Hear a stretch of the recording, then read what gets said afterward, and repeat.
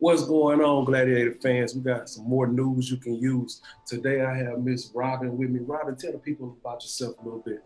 Hi, I am Robyn Bloom. I am a certified life coach practitioner here in Pearl, Mississippi. I am the owner and operator of the Healing House that is also located in Pearl, Mississippi. Okay, talk to me a little bit. Tell me, what is a life coach exactly? Well, I can tell you, as far as life coach Robyn, I work with women. I work with assisting women in their healing journey. We work on healing of their relationships, healing of their themselves, and healing of their mind. We work on forgiveness. Most women, they're suffering from relationships with their mothers, relationships with their children, communication skills. Forgiveness is a big thing. That's basically, the top things. A lot of them, they have issues like on their jobs, where the communication issues come in. So we work a lot on just the communication, and but the biggest thing is that relationship with their mothers and fathers. Right. I got you. So you primarily work with females, yes, correct? Yes. What age group you? Your children? The youngest, maybe 7th, 8th grade. 7th grade. Gotcha. And so, what are the things that you normally?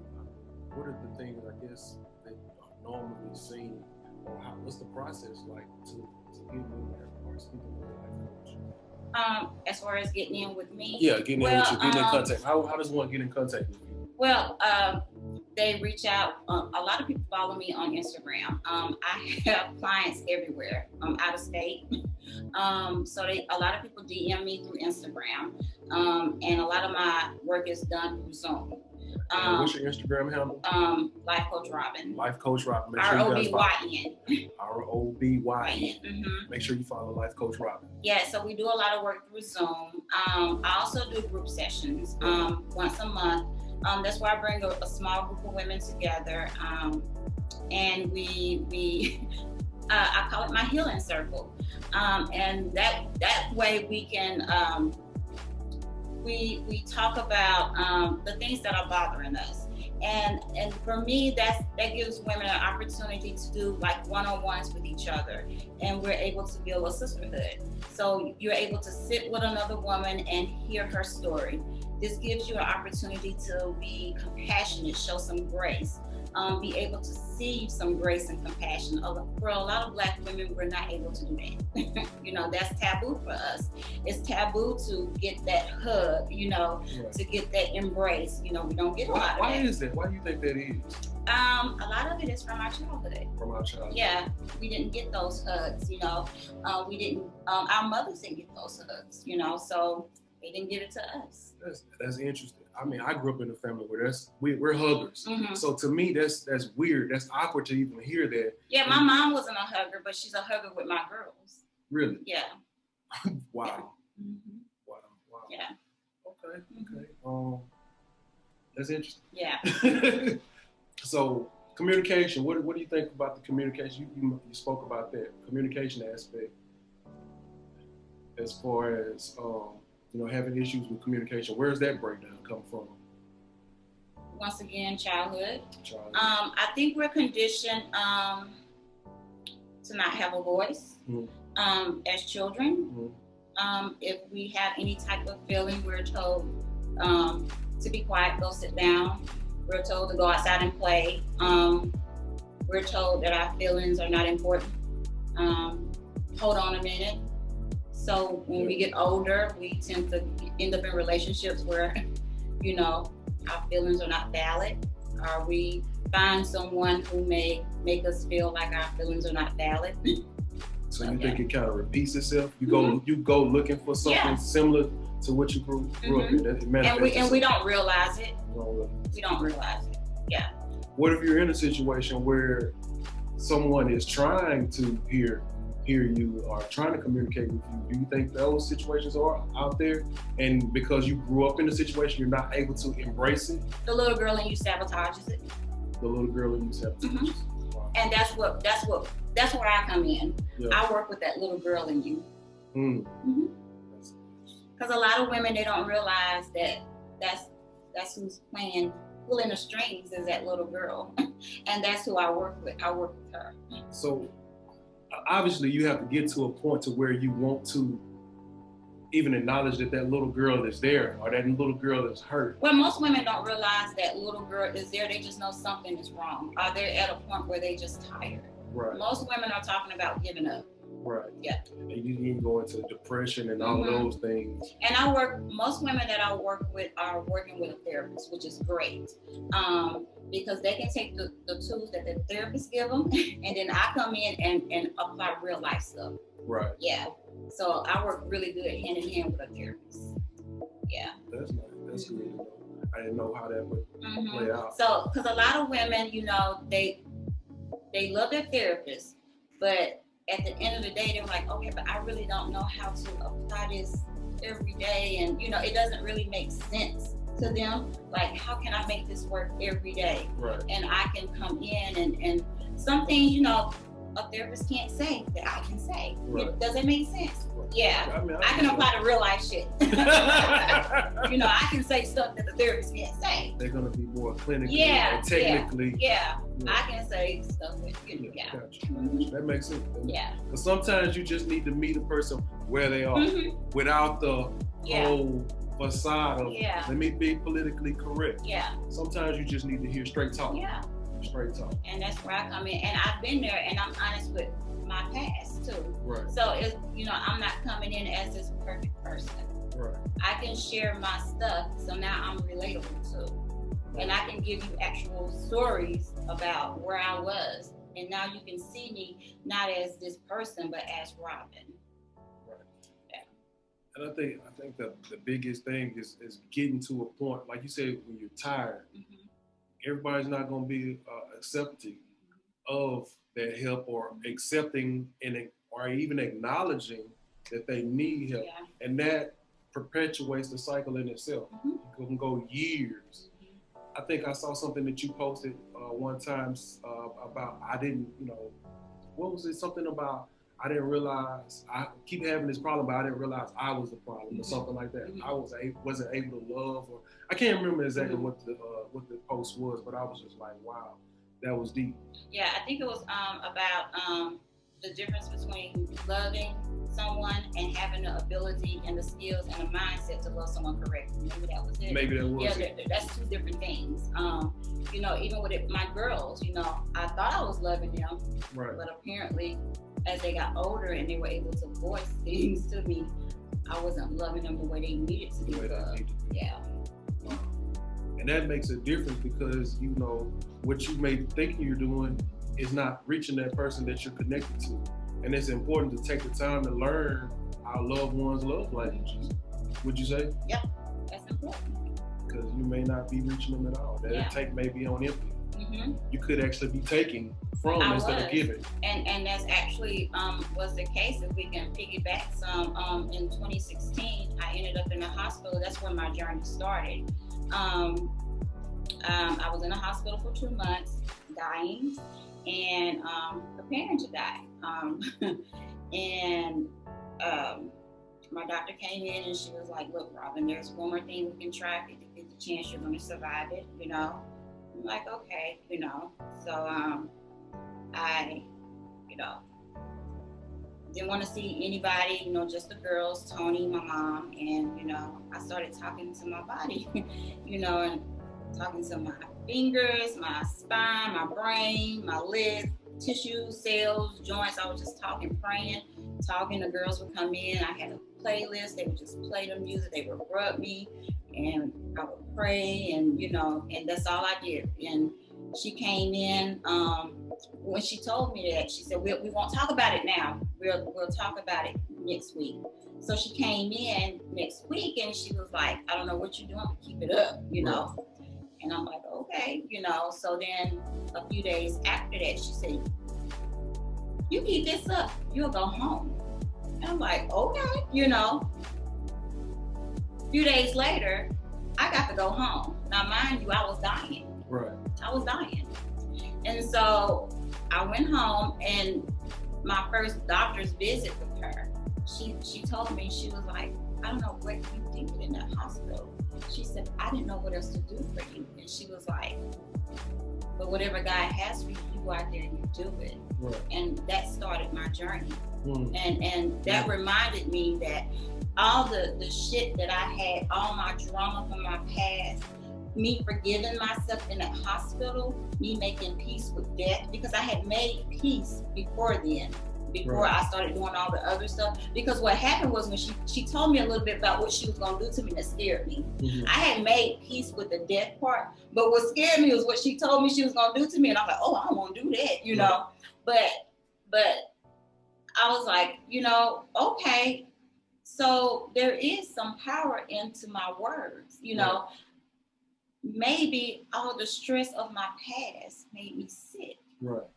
All that faking of being happy, all that bull that I was carrying around weighed my body down. And making peace and forgiving myself, forgiving the men that I slept with, forgiving the lies that I told, forgiving the shit that I did to my kids, forgiving all that, helped heal my body. Okay, maybe there's something to this. Maybe that's what I need to be telling women, that if you do what you need to do, you can get better.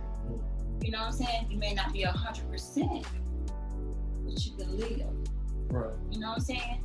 So that's what I'm doing. Man, I hope y'all got all that. That's real. That is real.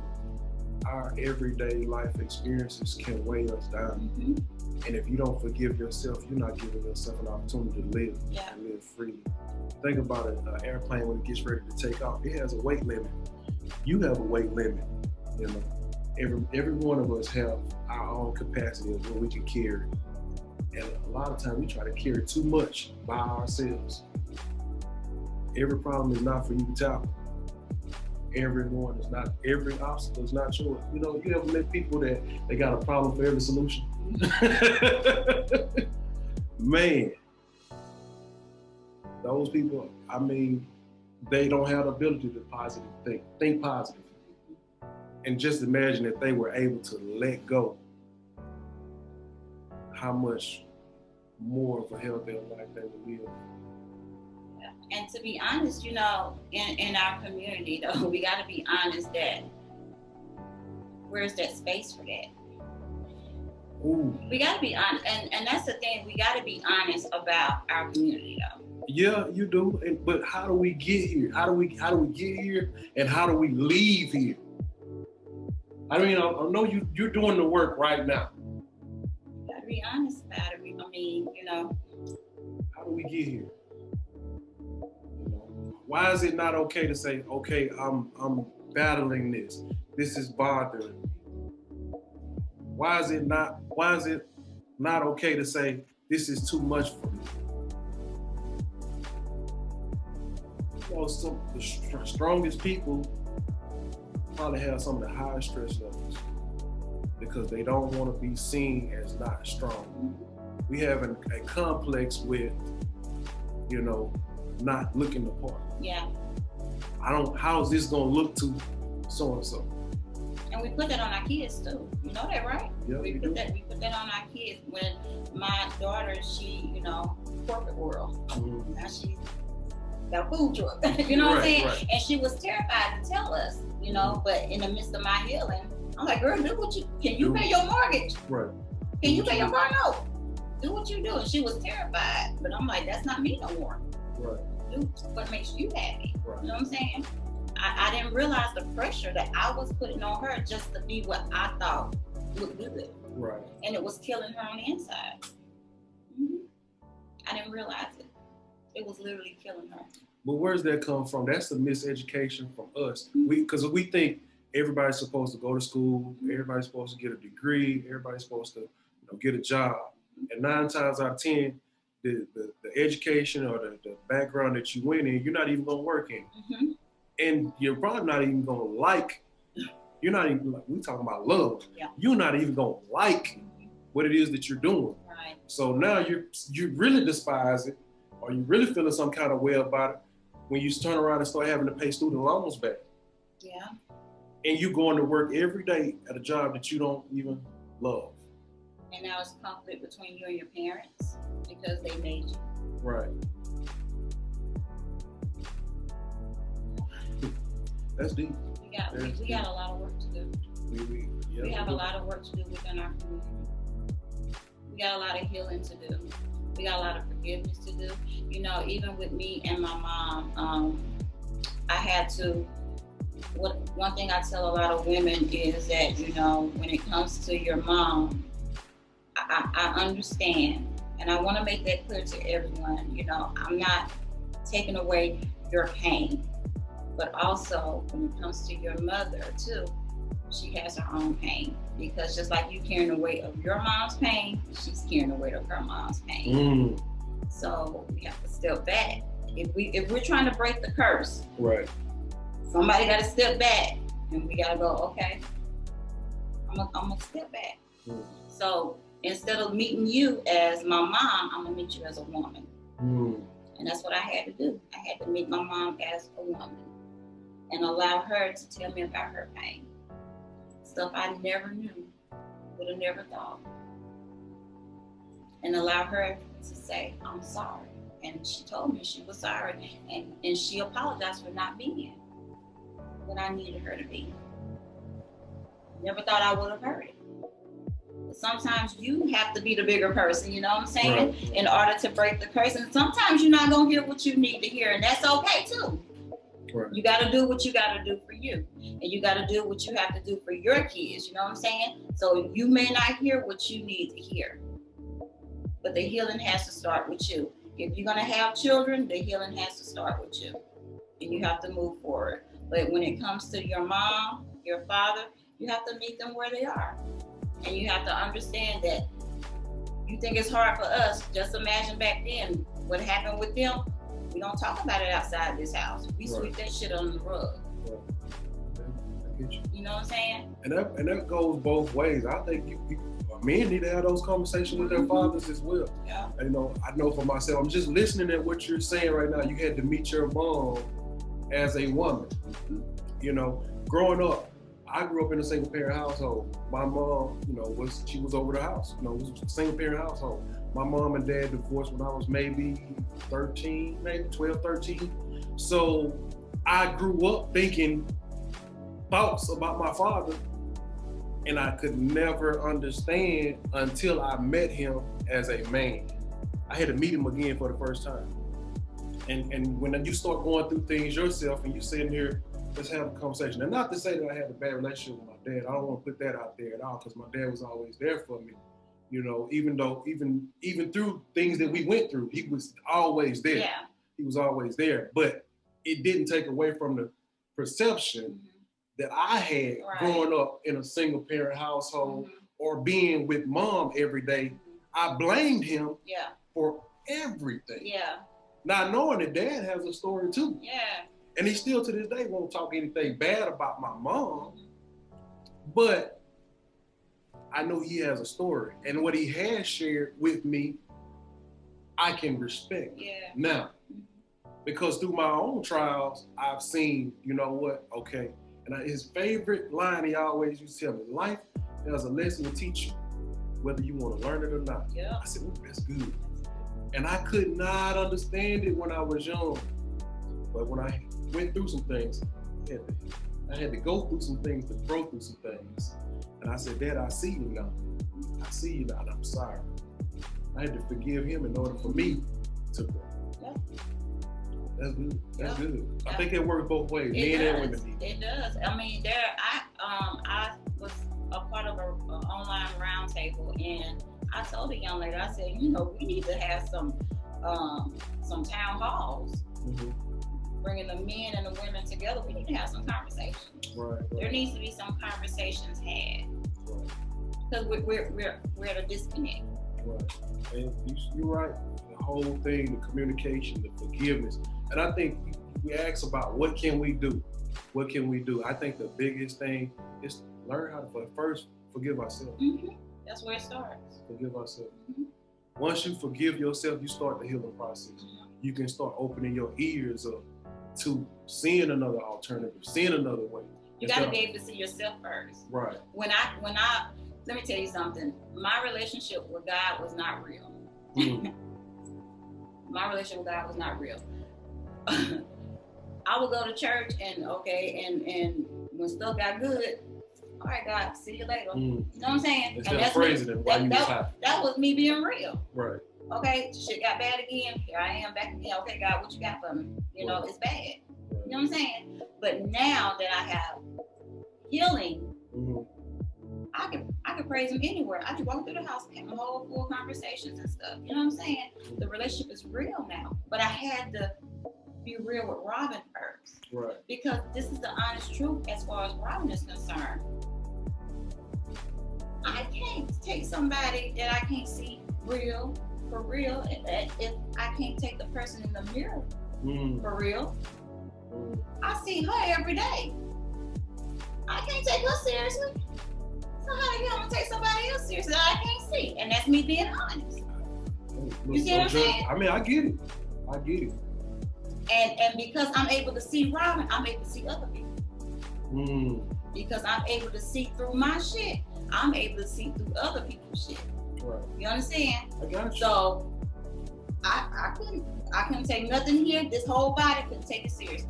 But I got a question for that. I have a question for that. How many people actually sit down and take the time to learn themselves? We too busy. You say you too busy. That's what they would say. They say they too busy. But when shit get hard, you got time to pick up the phone and call homegirl. You got time to call homeboy. You got time to go sit in the church and make time to talk to pastor. You got time to get online and type up 3-4 paragraphs on Facebook. You got plenty of time. Okay, you said that. Ooh, that's good now. That's good. That's good. So, do we really want help, or we want a co-sign? You want a pity party? Yeah, you want a pity party. And but let me tell you something, and this is being honest. And the only reason, and y'all don't beat me up, because I'm talking my own shit. So, because I've been there. We are conditioned to be a victim.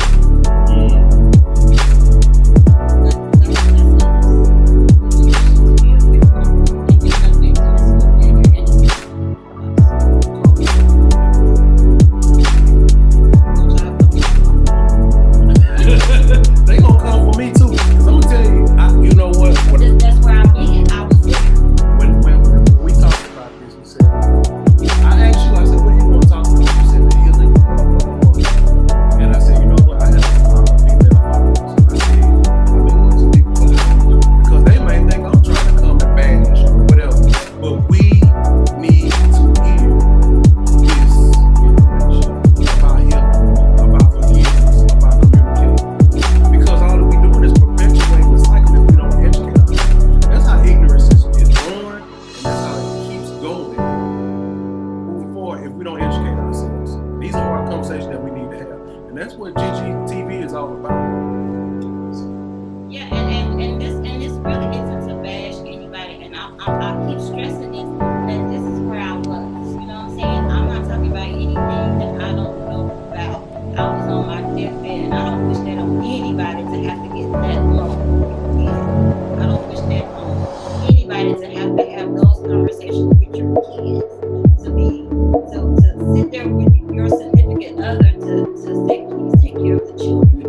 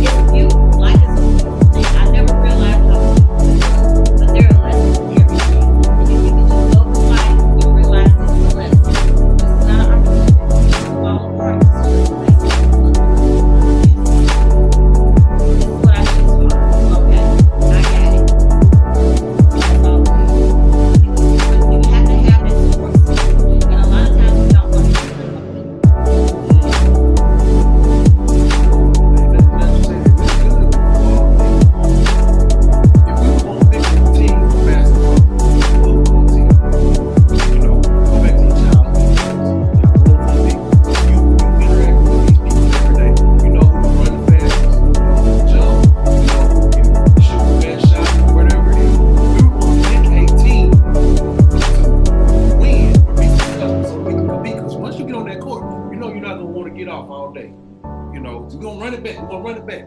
Why? If we can do that for a sport or whatever the case may be, why don't we pick our friends that same way? Somebody who's gonna be a cheerleader for us. Somebody who's gonna be encourage us. Somebody that's gonna, educate us. Somebody gonna hold us accountable. Somebody that we can actually teach and grow. Why don't we do that same thing in real life? We want people to tell us what we want to hear. Because we want, say that again. We want people to tell us what we want to hear. Because we want people to tell us what we want to hear. So we're not being real with ourselves. Right. Why? Because we are conditioned. So if we're conditioned to be victims, then we want people to tell us what we don't want you telling us. No, that's not right. No, you need to apologize for that. No, that wasn't a nice thing to say. No, you were too loud. Ooh, Life Coach Robyn, you getting real right here. You getting real. We don't want to hear that. We don't want to hear that. We don't want to hear that. That's why we keep people around us to tell us, girl, yes. Girl, I'm your ride or die. I don't need nobody here for me to go to jail. I can go to jail by myself. I need people around me to say, if you don't sit your ass down. Right. I say it all the time. Would you rather a pretty lie or the hard truth? I used to want a pretty lie. You want a pretty lie? It feels good going down though. At least you think so, and then it come back and manifests itself in another way. That sickness. Yeah. That sickness that you can't get rid of, and you don't know why your chest hurt. Yeah. You don't know why this is happening and that is happening. You not being real with yourself. Yeah. It come back ugly. Come back ugly. It come back on a deathbed. It come back on a deathbed. It come back losing jobs. It come back losing friends. It come back family turning on you. It come back kids turning on you. It come back ugly. That's what people don't get. And then they say, well, I don't know why this happened to me. Yes, you do. And that's another thing that we don't like to acknowledge. I don't know why this happened. Yes, you do. Yes, you do. Yes, you do. We don't like to acknowledge it. We don't like to take accountability. Now that's the one, accountability. Accountability. We like to talk, we like to blame it on a demon. You the demon. That's what it is. Yes. That's what it is. Don't come to me with no scripture. Take some accountability. Sound mind. He gave that to you. And he gave the spirit. Comfort. Come. You ain't listening. That ain't what I want to hear. Yeah. He sent you somebody. He sent you the messenger. Could have been a 3-year-old child. Could have been an old drunk. You didn't want to hear that. It wasn't dressed up like you wanted it. You sent that away. Don't want to hear that. You better preach. Don't want to hear that. The accountability. People don't like the accountability. They don't like being told the truth. The truth hurts. But the truth will grow you. And it sets you free. I tell people all the time, you can grow and go through your storm at the same time. At the same time. So while you going through it, baby, you could be growing. Because it's lessons all in the midst of that storm. So by the time you get through it, you could be a whole new person. A whole new person. A whole new person. By the end of that storm, by the time that sun come up, a whole new person. Joy coming in the morning. When I tell people, there's one lady who I started working with before COVID hit. She was a hot mess. When she watched this, she was like, oh, that bitch talking about me. She was a hot mess. Love her to death. When COVID hit, she didn't have a care in the world. And she told me, she was like, Robyn, if COVID would have hit and I wasn't working with you, it would have killed me. COVID didn't even phase her. You hear me? When I tell you healing is powerful. If you're ready for it. She went through hell and she was ready. She reached out to me. She didn't know why. She reached out to me. It's okay. Let's do it. Healing is powerful. Now she doing her thing. I got another girl, started an organization. I got another girl, started a business. I mean, they just doing their thing. They just branching off, doing wonderful things. They just I got mothers and daughters who come to me, and and they blooming relationships. You know what I'm saying? It's just people think it's so hard. You just need somebody who believes in you, and somebody who will say, "Oh, we ain't doing that." You're not. No, that ain't what we're gonna do. This is what we're gonna do. And it's not like I tell them what to do. I just assist them. Right. I just guide. I allow them to make their own way. If they go a little left, they make their own decisions, and they find their way. Right. And before they know it, they're doing their own thing. It's possible. Healing is so beautiful, and it's so powerful, and it gives them that and now they feel like they can do anything. Now, you know what I'm saying? Because you spoke life into it. Yeah. No, they spoke life into themselves. Because I don't say nothing. You don't say nothing. No, because they be like, if it wasn't for you, no, if it wasn't for you. Because you got yourself to a place. Yeah, because they be like, oh, boy, God didn't know you and God did it. You got to get into the habit of giving your damn self some credit. That's another thing we talk. We give everybody else some credit. Now, I love God, but I did this too. He there. He always there. But it's all the time we walk away from it. We come out and we have to stay in his presence. Yes. In his presence. You got to give yourself pat yourself on the back too. Right. You need to work too. I got it. You know what I'm saying? I feel you. You got to give yourself some credit. And that way you learn to feel good about yourself. Right. Because you keep giving stuff away. You're always giving stuff away. You're looking for validation from somebody else. You're doing this. You're blaming the devil. You're doing this. You won't take accountability. You're giving God all the credit. But you standing here, you ain't do no work and this and that. You know what I'm saying? You just won't do nothing for you just him. Just a body. No. Take your accountability for your shit and give yourself some credit for your good work. Own it. Stand in it. I tell women all the time, step in your shit. Pick it up, smell it, plan it, and heal it and forgive it. Move forward. That's what you gotta do. It's possible. But you gotta be ready for that. A lot of people looking for a quick fix. Now it can move quickly, but you got to be ready to do the work. If you plan, it ain't gonna work. Yeah. So this it can last for years, or it can last for days. Huh? It could be quick. It just depends on you. It's on you. How bad you want it. I'm sitting here just listening to you now. I'm just thinking about all the hypertension, the stress, the depression, the things of those nature that we are battling on a daily, things that plague us, our culture. I'm just listening to you now. I'm thinking a huge majority of those things could be fixed quickly if we start self-healing. If we start forgiving. Because a lot of things we worry about, sometimes we don't even have control of it. We think we do. We think we're in control of everything. We want to be in control so bad. It's stuff that I wake up every day. And another thing, we have to get in, and I'm a believer in checking my ego. Mm-hmm. My daughter would tell you be in a full conversation about business stuff, and then I'll get off the phone, and then I'll be thinking, and I have to call her back, like, girl, that was all ego. Just scratch that whole conversation. Mm-hmm. That was ego. That ain't gonna work. You know what I'm saying? I have to check my ego. How many black folks check their ego? You know what I'm saying?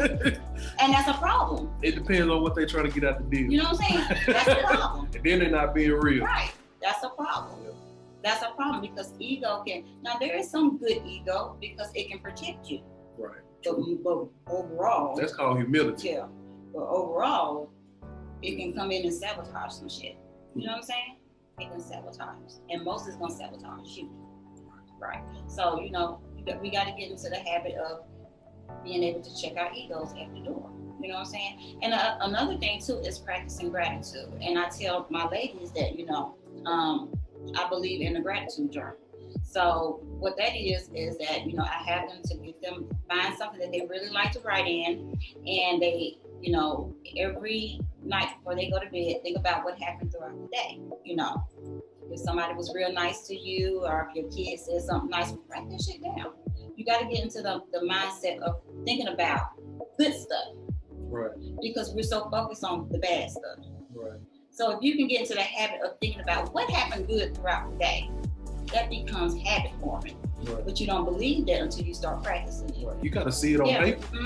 So now I'm always thinking about the good stuff. You know what I'm saying? Right. I'm always thinking about the good stuff.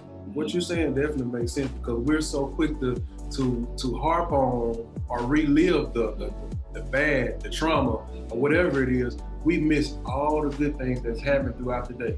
And we take those things for granted. We take those things and we take those people for granted. Because you never know who was trying to pour life into you. But you were so involved in your shit. And it could be one little bad thing, and it'll fuck up your whole day. Right. Your whole day. One little thing. One thing. And you had 5 good things that happened, and you missed all of them. Right. And you may even misinterpret that what you thought was bad. So we get into the habit of training our brains to focus on the good.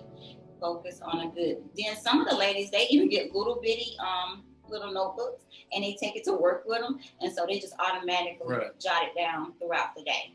And then when they have, like, if something happened at work, they'll go in the bathroom and they'll just read through their whole little book just to calm their brains.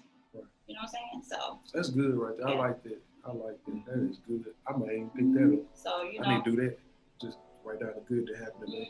And so it just calm you down, or whatever. If you get into with your boss or coworker, we talk about fake cordial, and I tell them, it's a job, and people always talk about fake this, fake that, or whatever. And I'm like, look, if you need your job to pay your bills, ain't gonna hurt you to smile.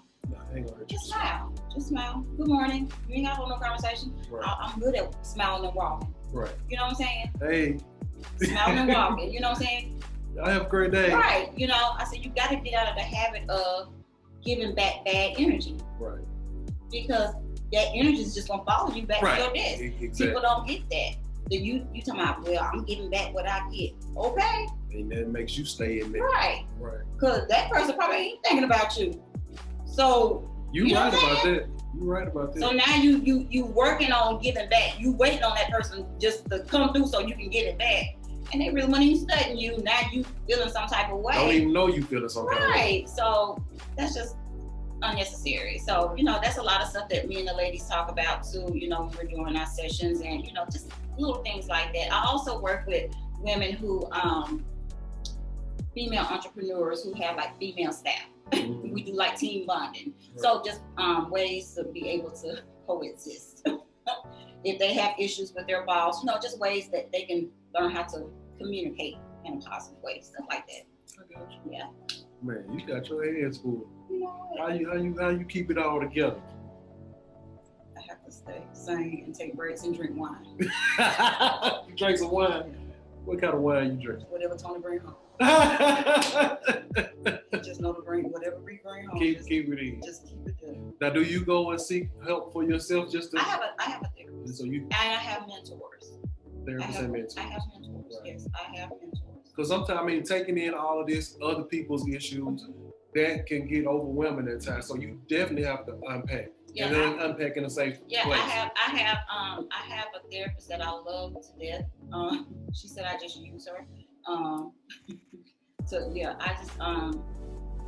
have her, but I also have mentors. I have my own life coach. I have a spiritual mentor, and then I have some elders.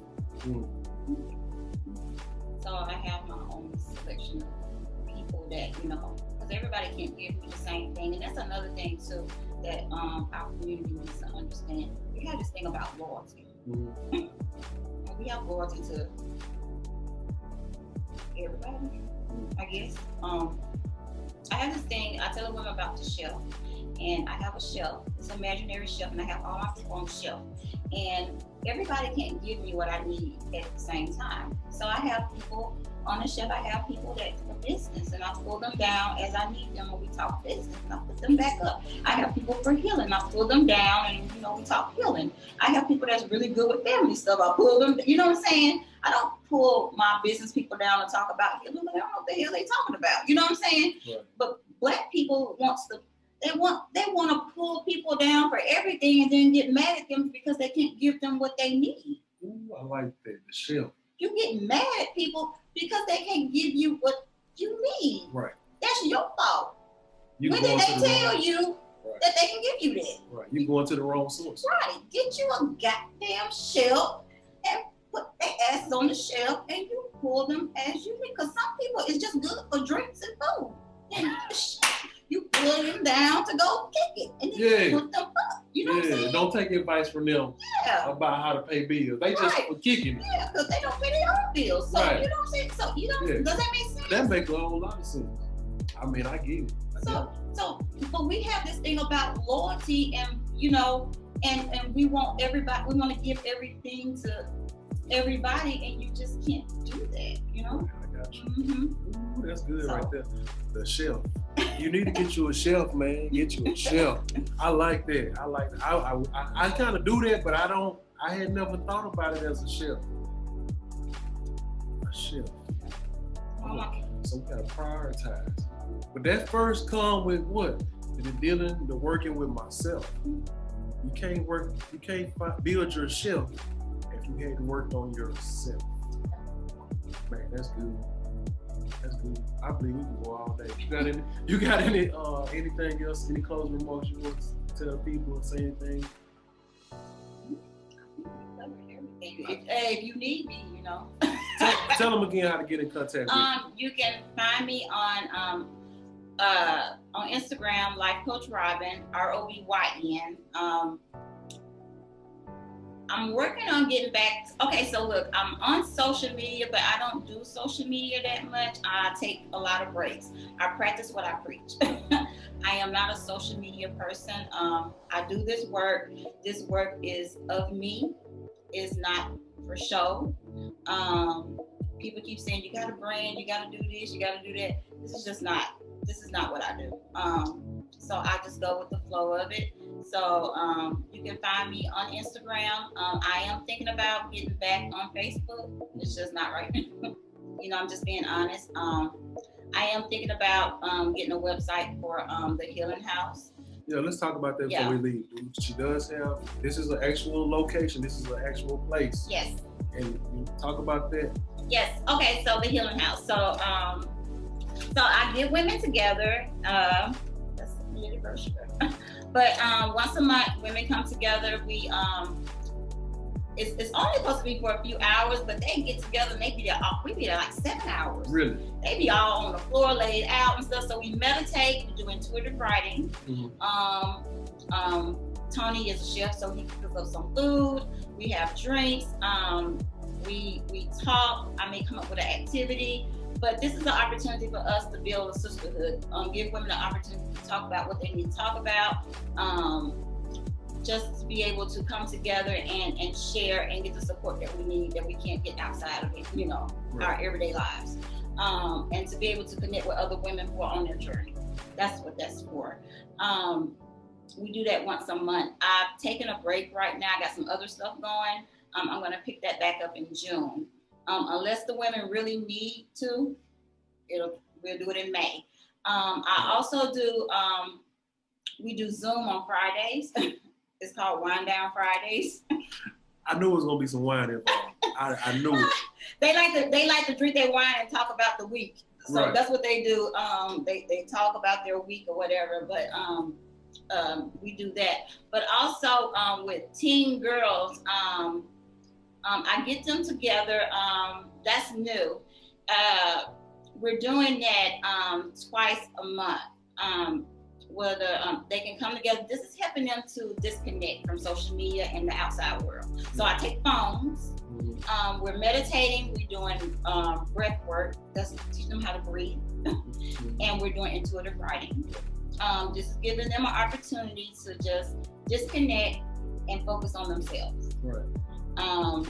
We do girl chat, and they just hang out a little bit at the Healing House, you know,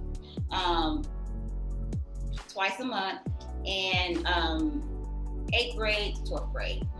Okay.